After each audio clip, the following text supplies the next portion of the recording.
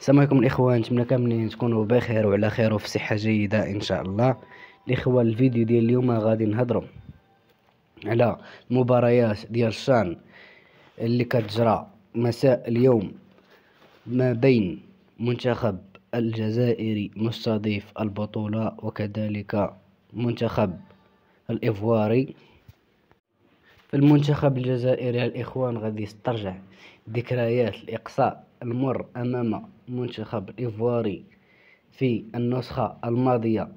فالمنتخب الجزائري قد انهزم أمام المنتخب الإيفواري للكبار الكان في النسخة الماضية، فقد خرج على يد المنتخب الإيفواري حين انهزم ب3 أهداف مقابل هدف واحد للمنتخب الجزائري.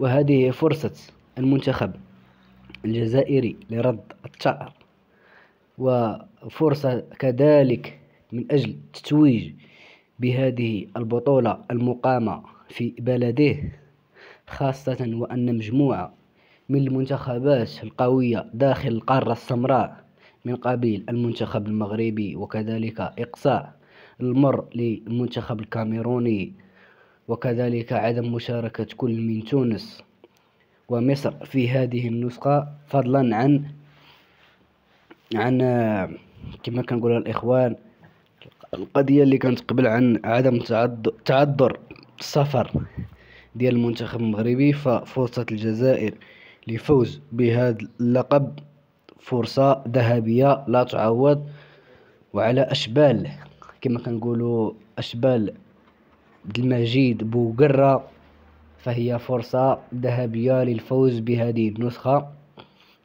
وفي الجهة المقابلة نجد مباراة البلد العربي الوحيد مع منتخب السنغالي الذي يسعى بدوره إلى المرور إلى دور النصف النهائي.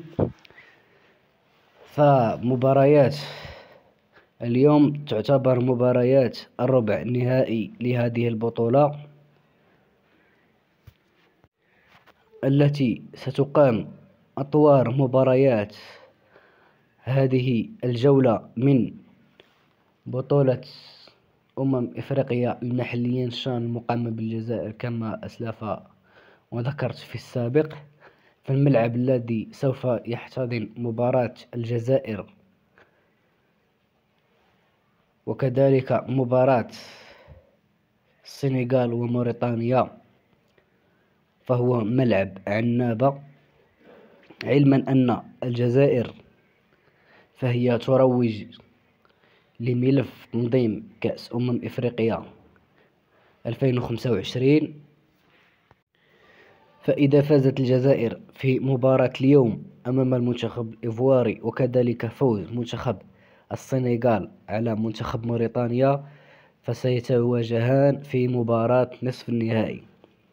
في المباريات التي تنتظر الدولة الجارة الجزائر مباريات صعبة، علما أن الجزائر في دور المجموعات لم تقنع في أدائها، فجل المباريات التي لعبتها الثلاث دائما ما كانت تفوز بشق الأنفس إن صح القول.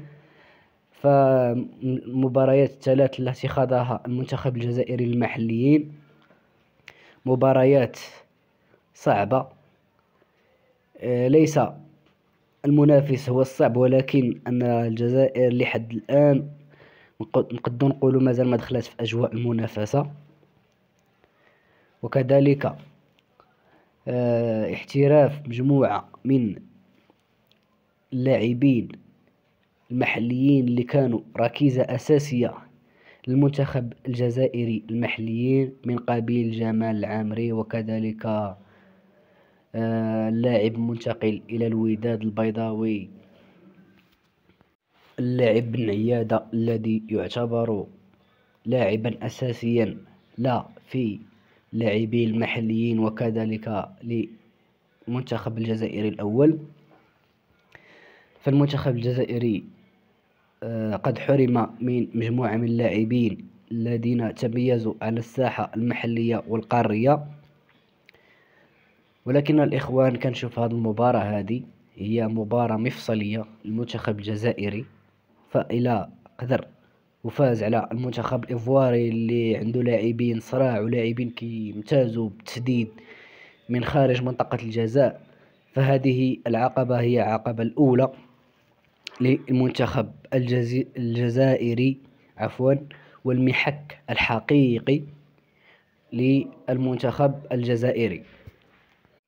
ففرصته كما قلت الإخوان بفوز بهذه البطولة فهي فرصة سانحة، لأن البطولة التي تجري في بلده أمام جمهوره فلا شيء سوى التتويج بهذه البطولة، خصوصا أمام المنتخب الإيفواري الذي قد أقصى المنتخب الأول من بطولة إفريقيا النسخة الماضية. فرجال مجيد بوقرة أمام فرصة ثأر أمام المنتخب الإيفواري، في حين الجهة المقابلة نتمنى من المنتخب الموريتاني أن يحقق المفاجأة أمام المنتخب السنغالي الذي هو الآخر يعج بنجوم على الصعيد المحلي. وانتم اخوان كتعرفوا الجودة ديال اللاعبين السنغاليين اللي كيمتازوا بالقتالية والروح العالية، وكذلك الانضباط التكتيكي اللي كيخلي اي منتخب وجهوه كيحقوا عليه انتصارات في المتناول. كما شرط الإخوان في السابق أن المنتخب الجزائري لم يظهر بالوجه الحقيقي ديالو، علما أن كنشوفوا صراحة وبدون مجاملة أن المنتخب الجزائري المحليين هو منتخب قوي، ولكن قد حرم من مجموعة من اللاعبين مثل بن عيادة وكذلك جمال بن العامري المنتقلين للوداد البيضاوي. فدولة الجزائر يعني تحمل آمال، وكذلك اللاعبين المحليين يحملون آمال على أكتافهم من أجل الوصول إلى نهائي هذا الشان، ولما لا التتويج بهذا اللقب، لكي يعطي زعما الإخوان يعطيو واحد الصورة زوينة على الجزائر، علما أنها مترشحة لاستضافة بطولة إفريقيا 2025، وهذا الشيء غيحمل واحد الضغط على لاعبي المنتخب الجزائري.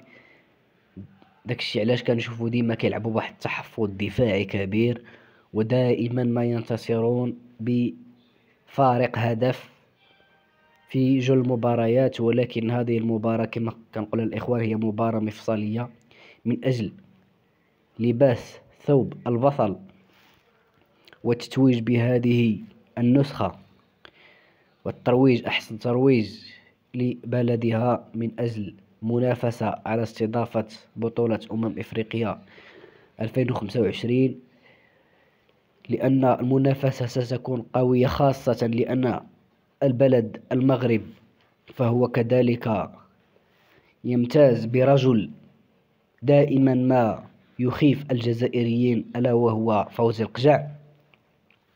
إلى هنا الإخوان وصلنا لنهاية الفيديو، نتمنى منكم تدعمونا بالاشتراك وتفعيل الجرس باش يوصلكم أي جديد إن شاء الله، وما تنساوش تخليوا الآراء ديالكم في التعليقات باش يكون المحتوى في المستوى. انتظرونا إن شاء الله في فيديوهات مقبلة في ملخصات كذلك، وكذلك في انتقالات اللاعبين المغاربة وتألقهم في الدوريات الكبرى الخمسة.